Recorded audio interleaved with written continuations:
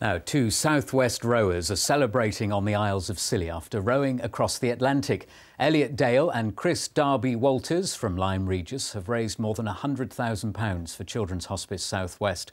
They set off on Saturday the 7th of June from New York and rowed 3,000 miles across the Atlantic. They arrived today at St Mary's in the Isles of Scilly after 60 days at sea.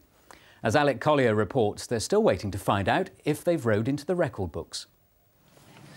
On June the 7th, Lyme Regis rowers Chris Walters and Elliott Dale left New York to challenge a route first rowed in 1896 by two Norwegian Americans, Harbour and Samuelson.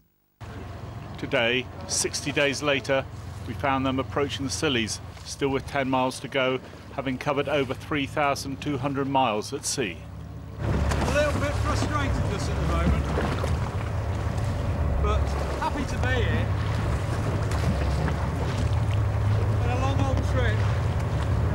It's almost beyond belief. The over 3,000 miles that they've rowed through all sorts of weather, the back end of Hurricane Arthur, the sharks following them, the whales surprising them. It's really been just epic proportions. A couple of hours later, and a small flotilla escorts Chris and Elliott into St Mary's Harbour, where a true Solonian welcome awaits the record-making pair.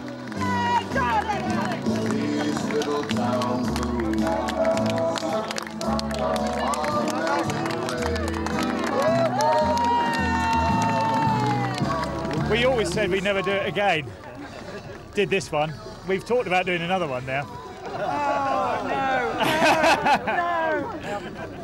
The pain was excruciating, but the welcome has just been incredible. Yeah. So the guys have set a record today. 60 days, that's going to be a tough record to beat. And the gauntlet's down for any of the other ocean rowers that want to get out there and have a go. On behalf of the children and families who need our help, thank you, Chris. Thank you, Elliott. We are so, so proud of you. There are suspicions that tonight's party might go on into the early hours. Alec Collier, BBC Spotlight, Scilly's. And the Scilly's looking beautiful. Someone was today. very clever with the soundtrack there, weren't they? I liked it. I didn't sing along, though, which is great for everyone involved apart from me.